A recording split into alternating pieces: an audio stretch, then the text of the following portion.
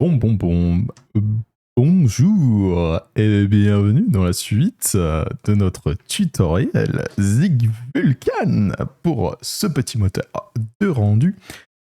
Donc on s'était laissé la dernière fois avec le petit reset fence. Donc on réinitialisait la barrière et on allait entamer donc notre petite boucle de rendu après s'être assuré que c'est bon, notre frame est prête à être rendu. Enfin du moins notre frame est disponible pour le rendu. Du coup la prochaine étape ça va être d'acquérir la prochaine image de la swapchain. Pour ce faire, on va demander à la swapchain de nous donner la prochaine image qui est prête à être acquise. Pour cela, on va utiliser une fonction Vulkan qui s'appelle acquire next image de KHR. D'abord, on va créer une fonction qui va nous permettre de faire ça. Alors, vu que c'est une fonction qui n'est pas une fonction, on va la mettre mes préférences. Voilà, vous n'êtes pas obligé de suivre mes préférences. Vous pouvez la mettre en bas du fichier si vous voulez. Ce n'est pas un problème, je ne vous jugerai pas. Si, je vous juge très fort. Alors, donc fn acquire next image, donc on va acquérir la prochaine image. Évidemment, on n'oublie pas le self parce que ça fait partie de là. Et on veut passer la frame en cours. Const A E. Oui, on va retourner l'index de l'image. On va acquérir, ça va être l'index, pas l'image en elle-même. Et on met ça parce que on peut avoir des erreurs. Déjà, on peut déclarer notre const image index. Faire un index acquire next image. Alors oui, je demande le self parce que je n'ai pas self acquire. Et ensuite, frame, on va tout simplement la frame en comme ceci. On va de gérer les erreurs, très important. Et ce sont des arcades. On n'oublie pas de gérer les erreurs. On va mettre un petit warning. Échec de l'acquisition. Oui, c'est ça. Acquisition d'une image. Voilà. Et on veut renvoyer une erreur. Enfin, on veut afficher. Oui. On va afficher l'erreur qui nous est rendue. Comme ceci. Et en side note, ici, on veut reset la sémaphore de la swapchain. Voilà, alors oui, on va parler de sémaphore et ça va se passer juste ici. Donc, pour commencer, on va construire notre structure create info qu'on a l'habitude de faire quand on crée des objets. Sauf que là, ça va pas pour être créer des objets, ça va être pour appeler une fonction. C'est-à-dire qu'on va avoir un certain nombre de paramètres. Ces paramètres-là vont être placés dans une structure de la même manière qu'on faisait pour créer des objets. Donc là, on peut faire acquire.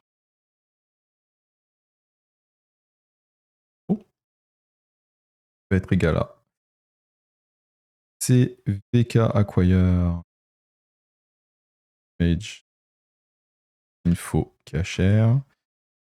Voilà, donc nous avons notre structure. On définit le S-type très bien.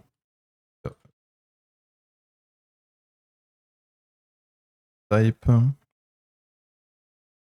acquire next image info cacher avec une petite virgule s'il vous plaît. Ensuite la swapchain self.swapchain .swapchain, donc on passe la swapchain. En autre paramètre, on va avoir le timeout.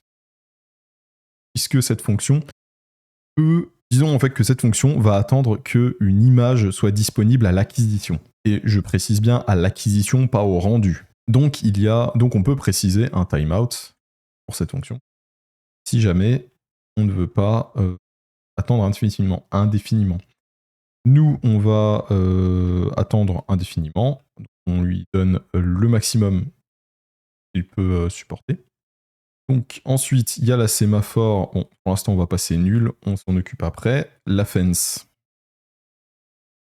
On va passer nul. De toute manière, il n'y a pas de barrière pour ça. Et ensuite, le device mask. Il correspond... Alors, le device mask, à quoi il correspond? En fait, il correspond, dans le cas où on a plusieurs GPU, il va correspondre au masque pour sélectionner lequel GPU on veut acquérir l'image. En l'occurrence, on a un seul GPU, et donc le masque, ça va être en 0001. Oui, c'est ça, c'est sur un octet. Donc ça va être 001, qui correspond à 1 en binaire. Donc on met... Ça revient à écrire ça. Hein. Ça revient à écrire ça. Pareil. Donc on lui passe 1 parce qu'on n'a qu'un seul GPU et on va récupérer le premier. Voilà, donc maintenant on va pouvoir s'occuper de notre petite sémaphore. Alors à quoi va servir notre sémaphore? Comme je l'ai précisé, cette fonction, cette fonction, c'est pas une fonction, mais la fonction qu'on va appeler, auquel on va passer cette fonction, elle va nous renvoyer la prochaine image qui est prête à être acquise. La nuance, c'est qu'une image qui est prête à être acquise n'est pas nécessairement une image qui est prête à être rendue. Et donc, cette sémaphore va permettre à Vulkan de pouvoir nous signaler, au travers de cette sémaphore, c'est bon, cette image est prête à être rendue. Donc on va pouvoir utiliser en fait, on va attendre le signal de cette sémaphore avant d'effectuer un rendu sur cette image.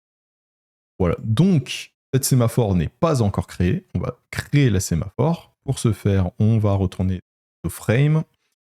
On va appeler ça swapchain sémaphore, SW sémaphore. VK sémaphore.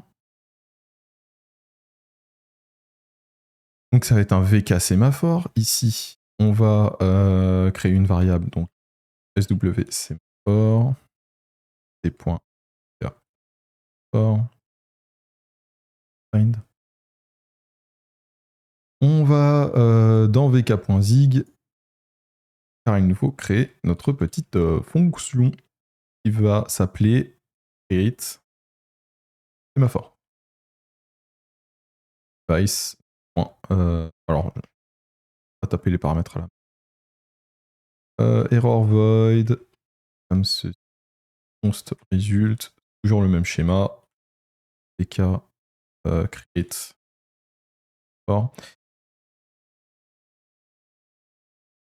Et on fait un try check result.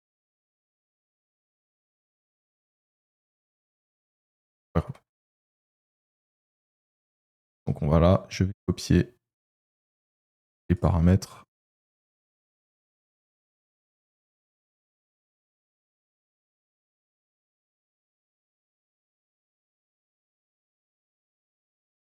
Voilà, donc create sémaphore, on va pouvoir appeler notre fonction ici, donc vk.create sémaphore avec catch. On récupère l'erreur, on log l'erreur si jamais il y a un petit R, échec de la création de la sémaphore, log l'erreur qui nous est, et on retourne, on fait remonter l'erreur. Le point virgule. Ensuite, VK create sémaphore va prendre deux choses, le device, et ça va prendre... ah ben j'ai oublié, j'ai oublié, ça il est très important. Ça va être le const sémaphore create info. Sémaphore create info. Alors je vous rassure, là-dedans, il n'y a quasiment rien important à part le s-type. .vk type sémaphore create info et là-dedans. Le pnext, il est à 0 et le flag, il est aussi à 0. On va peut-être définir le flag.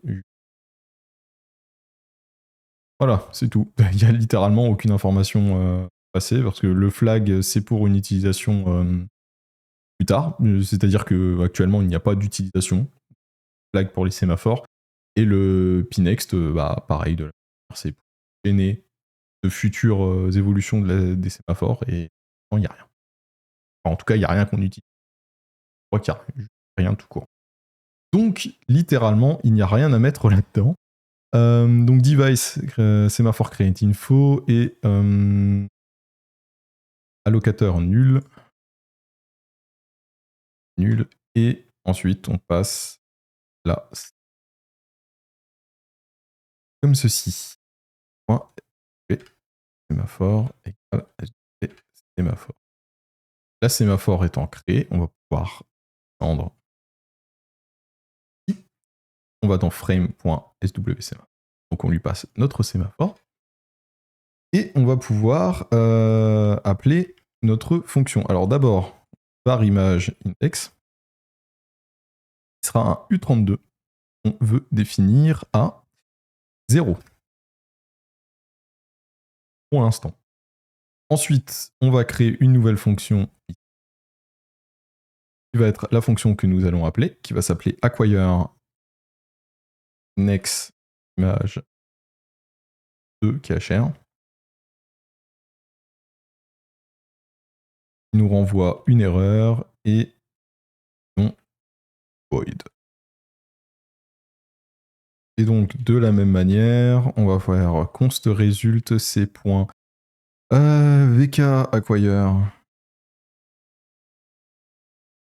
next image de chr. Donc, on dégage tout ça. On fait 2 points. Tac, tac, tac. Ça. VK device.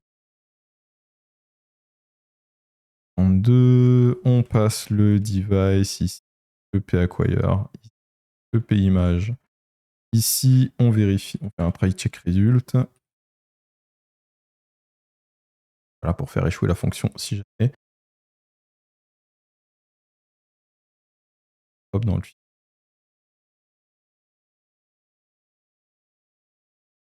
Ah oui, bah j'ai oublié de passer les paramètres ici, tiens. Ah. Comme quoi. Voilà, c'est mieux.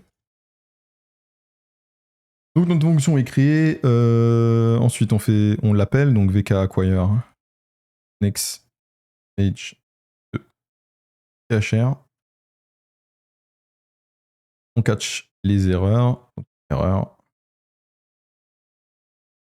Comme ceci. Et là, ça va être un peu particulier. Parce que on va faire un switch sur l'erreur. Et on va gérer les erreurs un peu différemment. Donc déjà, on peut mettre un else. Turn. On peut remonter l'erreur plus haut. Voilà. Donc, le premier argument, ça va être le device. Le deuxième argument, ça va être notre structure avec toutes les informations. Et le dernier argument, ça va être un pointeur vers notre variable image index. Et donc, on va retourner image index. Voilà. On retourne image index. Et maintenant, on va faire de la gestion de d'erreurs un peu particulière. Oui, il n'est pas content à cause de ça. Voilà, on va s'en occuper. Pourquoi? Parce que cette fonction-là peut nous renvoyer certains types d'erreurs qui ne sont pas vraiment des erreurs, mais plus des informations sur l'état actuel de la swapchain. Ou plutôt, l'état actuel de la swapchain vis-à-vis des images qui sont dedans. Je m'explique. En vous montrant un petit peu les erreurs. Donc on va remonter tout en haut, parce que certaines erreurs. Ah non. C'est pas ici qu'on va faire les erreurs. Ça va être ici. On va les mettre là. On va les ajouter ici. Donc vous allez avoir une erreur qui va être vk not ready. Une autre erreur qui va être vk suboptimal KHR, une autre erreur qui va être VK timeout, et une autre erreur qui va être VK error out of. Ok, donc ça va être les erreurs. Pubconst, ok, donc c'est déjà public. Vérifie que c'est bien public pour que ça puisse être accessible à l'extérieur du fichier. Et du coup, on va pouvoir les appeler donc vk_error.vk not ready par exemple. Error. Et nous, non, pas nos devices, ça va être. On peut appeler skipping. Alors. Oui, c'est moi, c'est la voix off. Pas mal, non? Ah, ok. Donc, j'apporte une petite correction sur ce que j'allais dire, sur l'explication que j'allais donner de VK not ready. VK not ready est trigger par le fait qu'une fence, qu'une barrière ou qu'une requête n'a pas encore été terminée. C'est-à-dire que le device n'est en fait pas prêt à répondre à notre requête. Ou plutôt à exécuter notre requête que à répondre. Voilà. Donc ensuite, on a VK error, VK sub optimal KHR. Donc pareil, error. Alors là, ça va être de notre côté, c'est une autre erreur qu'on va rajouter ici. Ça va être rebuild swapchain. On revient ici et on va mettre build swapchain. Ah oui, c'est pas un point virgule. Voilà. Donc suboptimal KHR, qu'est-ce que ça signifie? Ça signifie que l'image qui va être envoyée n'est pas l'image la plus optimale, enfin son format n'est pas optimal par rapport à ce qui peut être affiché. Du coup, en général, ça signifie qu'il y a un changement, on ne sait pas trop lequel, mais il y a eu un changement sur l'affichage. Et donc que notre swapchain n'est plus adapté, notre swapchain n'est plus adapté à l'affichage qu'il y a à notre écran. Et donc, c'est cette erreur qui va être renvoyée. Et donc, la décision qu'on va faire, c'est qu'au lieu d'afficher une image, on va décider de reconstruire la swapchain pour qu'elle soit à nouveau optimale. C'est exactement le même principe qui va arriver quand on va avoir... alors, on avait VK timeout. Donc là, pareil, si jamais on tape le timeout, là, on fait un skip image et VK error out of date. Donc pareil, le VK error out of date, en fait, c'est la même idée que le suboptimal KHR. Si jamais notre image est en fait dépassée, c'est-à-dire qu'elle ne correspond plus à, par exemple, si on redimensionne notre fenêtre, l'erreur qui va être envoyée, ça va être error out of date. Parce que notre image est datée par rapport au format, par rapport à ce qui se passe, on va dire, avec le format de la fenêtre. En fait, c'est juste des erreurs qui vont nous indiquer il faut qu'on reconstruise la swapchain, il faut que l'on recrée nos images de swapchain parce qu'elles ne sont plus adaptées à l'affichage qui nous est... J'apporte une précision supplémentaire, la différence entre VK suboptimal et VK error out of date. Alors, parce que en fait, dans mes explications, c'est pas forcément très clair, et en même temps, je l'explique pas vraiment la différence entre les deux. En fait, VK suboptimal n'est pas une erreur, littéralement. C'est-à-dire que, certes, la surface a été modifiée, et donc, notre swapchain est devenue obsolète, mais elle peut continuer à être utilisée pour rendre des choses. On peut présenter des choses à la surface, il n'y a pas de souci. C'est juste que, voilà, nos propriétés qui nous ont aidés à construire la swapchain ont été modifiées. Jusqu'ici, pas de souci. En revanche, VK error out of date, ou VK out of date, je sais plus trop, là, il y a une petite nuance où on ne peut plus utiliser la swapchain. On ne peut plus présenter à la surface, il faut impérativement reconstruire la swapchain sous peine que nos opérations vont échouer. C'est la petite différence entre les deux. Quand on obtient VK suboptimal, on peut, entre guillemets, ignorer cette erreur et continuer notre travail. Notamment, par exemple, si on construit la swapchain, admettons, on veut faire du rendu, mais moins précis pour gagner, on va dire, pour sauvegarder en puissance de calcul. c'est possible. On pourrait potentiellement avoir VK suboptimal comme retour comme code de retour et ne pas du coup pas agir dessus parce que c'est intentionnel de notre part. En revanche, si on reçoit out of date, là on est obligé de reconstruire la swap chain parce que nos opérations ne fonctionneront plus. Et donc c'est pour ça que ce ne sont pas des vraies erreurs entre guillemets, dans le sens où en fait c'est juste une information avec laquelle on est censé agir. Donc on a fini avec cette fonction acquire next image, on arrive ici, donc ici on arrive là, c'est pour ça qu'ici on met un warn, on met pas une erreur. Et en fonction de ce qui va être envoyé là, on va faire des actions. Donc si on fait un skip image, ici on va renvoyer skip image. Si on doit rebuild la swapchain, on va renvoyer swapchain. En l'occurrence, on va juste renvoyer l'erreur parce que la gestion, apparemment j'ai décidé de la faire au niveau au-dessus. Et oui. Et donc, la prochaine étape, ça va être d'enregistrer le command buffer pour pouvoir enregistrer nos commandes et ensuite pouvoir dessiner sur notre image, etc. etc. Mais ça, c'est pour la prochaine vidéo. C'est un sujet à part entière qui va prendre plus de temps et je voulais pas faire une énorme vidéo. On va parler de plein de trucs différents. C'est déjà bien, là, ce qu'on vient de faire. Je vois qu'il y a eu une autre erreur quelque part qui est parce que image index n'est pas utilisé. Et donc, faire ça. Ça m'enlève l'erreur. Et donc voilà, c'est la fin de la vidéo. Je vous dis à la prochaine. Désolé de ne pas faire de vidéo, réseau. Je suis particulièrement occupé en ce moment. Mais, promis, on va, promis, je vais continuer ce tutoriel et on va aller jusqu'au bout pour cette première partie du tutoriel qui concerne le setup, la mise en place et les premiers éléments. Je vous souhaite une excellente journée. Prenez soin de vous, prenez soin de vos proches et je vous dis à la prochaine. Salut!